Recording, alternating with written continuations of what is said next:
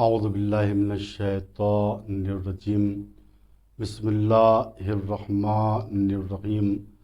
محترم ناظرین کرام، سلام علیکم ورحمۃ اللہ وبرکاتہ۔ آج ایک سوال یہ ہوا ہے کہ شیعہ حضرات خاک کربلا، خاک شفا پر سجدہ کیوں کرتے ہیں؟ دیکھیے، میں اس سوال کے جواب میں عرض کروں کہ شیعہ فقہا تمام قسم کی پاک مٹی پر سجدے کو مستحب قرار دیتے ہیں، لیکن تمام مٹیوں میں، تمام خاکوں میں خاک شفا کا امتیاز کچھ اور ہے۔ چنانچہ کشاف الحقائق امام جعفر صادق علیہ السلام اپنے ایک نورانی بیان میں ارشاد فرماتے ہیں: السجود علی تربۃ الحسین یخرق الحجب السبع۔ خاک کربلا پر سجدہ کرنا، تربت حسین پہ سجدہ کرنا، یہ عبد و معبود کے درمیان جو 7 حجاب ہوتے ہیں، ان حجابوں کو پارا کر دیتا ہے۔ یعنی انسان جب خاک کربلا پر سجدہ کرتا ہے تو عبد و معبود کے درمیان جو پردے ہوتے ہیں وہ ختم ہو جاتے ہیں۔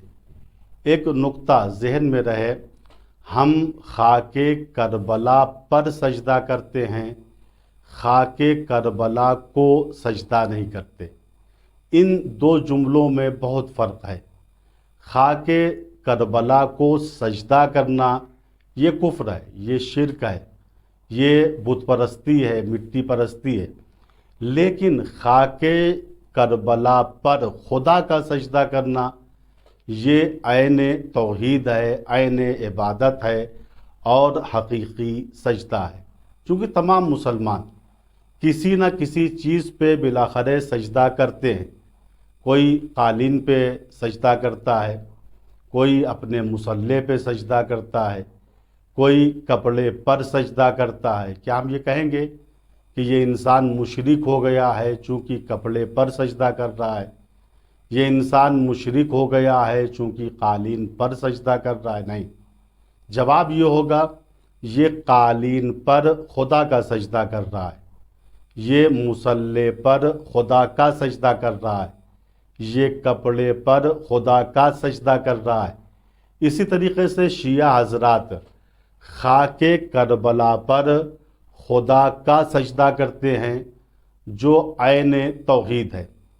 اور میں عرض کروں کہ زمینوں میں جو زمین سب سے افضل ہے، شیعہ حضرات اس زمین کی مٹی پر سجدہ کرتے ہیں، چونکہ ہم جانتے ہیں جس طریقے سے تمام انسان برابر نہیں ہیں، تمام حیوانات مساوی نہیں ہیں، اسی طریقے سے تمام سرزمینیں بھی برابر نہیں ہیں۔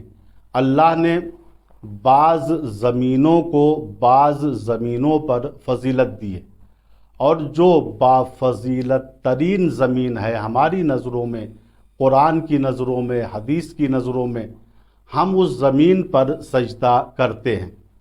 آئیے ہم بعض زمینوں کا بعض سے مقابلہ کرتے ہیں۔ ہمارے شہروں کی زمینیں اور ہیں اور وادی طور کی زمین اور ہے، جہاں اللہ جناب موسیٰ سے کہہ رہا ہے فَخْلَعْ نَعْلَيْكَ إِنَّكَ بِالْوَادِ الْمُقَدَّسِ طُوَىٰ۔ سورہ طٰہٰ۔ اے موسیٰ، تم وادی مقدس طویٰ میں ہو، لہٰذا اپنی نعلینوں کو اتار دو۔ پس وادی طویٰ اور کوہ طور کی زمین ہمارے شہروں سے افضل ہو گئی۔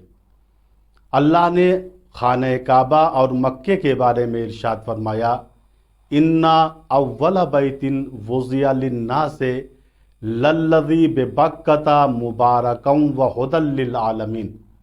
بتحقیق جو پہلا گھر لوگوں کی عبادت کے لیے بنایا گیا وہ مکے میں ہے، بابرکت ہے۔ مکے کی زمین اور خانہ کعبہ کی زمین وادی طور کی زمین سے افضل ہے، لہٰذا ایک سجدہ کرنے والا افضل ترین سرزمین کی مٹی کو سجدے کے لیے انتخاب کرے گا۔ اب آئیے ہم دیکھتے ہیں کہ بعض زمین کے ٹکڑے وہ ہیں جو مکے کی زمین سے بھی افضل ہیں۔ سنت والجماعت کے دو عالم دین، ایک ہیں علامہ سمہودی اور ایک ہیں علامہ حلبی، یہ دونوں لکھتے ہیں۔ علامہ حلبی اپنی سیرت میں اور سمہودی شافعی اپنی کتاب وفاء الوفا میں لکھتے ہیں کہ مدینے کی زمین کا وہ ٹکڑا جو جسم پیغمبر کو اپنی آغوش میں اٹھائے ہوئے ہے وہ کائنات کی زمینوں سے افضل ہے، اور اس بات پر تمام امت مسلمہ کا اجماع ہے اور اتفاق ہے۔ حتیٰ یہ زمین کا ٹکڑا جو جسم پیغمبر کو اٹھائے ہوئے ہے بعض علماء کے نزدیک عرش اعظم سے بھی افضل ہے۔ بات واضح ہو گئی کہ مدینے کی زمین کا وہ ٹکڑا جو جسم پیغمبر کو اپنی آغوش میں اٹھائے ہوئے ہے وہ کائنات کی زمینوں سے افضل ہے۔ اب اگر کوئی ایسی زمین آ جائے جو مدینہ طیبہ کی زمین سے بھی افضل ہو تو ایک سجدہ کرنے والا اس زمین کو ترجیح دے گا۔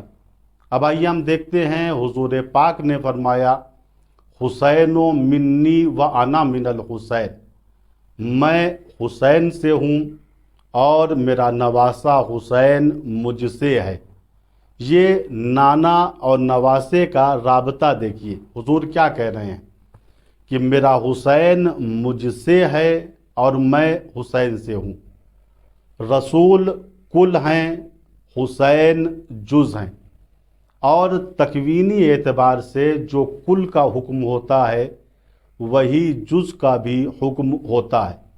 ہیرے کے ایک بڑے پتھر سے اگر ہم ایک چھوٹے سے ٹکڑے کو الگ کر لیں تو فطری اعتبار سے دونوں کا حکم الگ نہیں ہوگا، ایک ہی ہوگا۔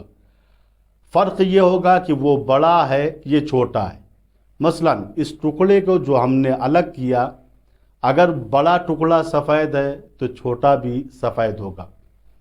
بڑا ٹکڑا چمکدار ہے تو یہ ٹکڑا بھی چمکدار ہوگا۔ کیوں؟ اس لیے کہ وہ کل ہے اور یہ جز ہے۔ جو حکم کل کا ہوتا ہے وہی حکم جز کا ہوتا ہے۔ تو رسول فرما رہے ہیں کہ میرا حسین مجھ سے ہے اور میں حسین سے ہوں۔ اگر مدینے کی زمین کا وہ ٹکڑا جو جسم پیغمبر کو اٹھائے ہوئے ہے وہ کائنات سے افضل ہے تو کربلا کی سرزمین کا وہ ٹکڑا جو فرزند رسول کو اپنی آغوش میں اٹھائے ہوئے ہے وہ بھی کائنات سے افضل ہوگا۔ والسلام علیکم ورحمۃ اللہ وبرکاتہ۔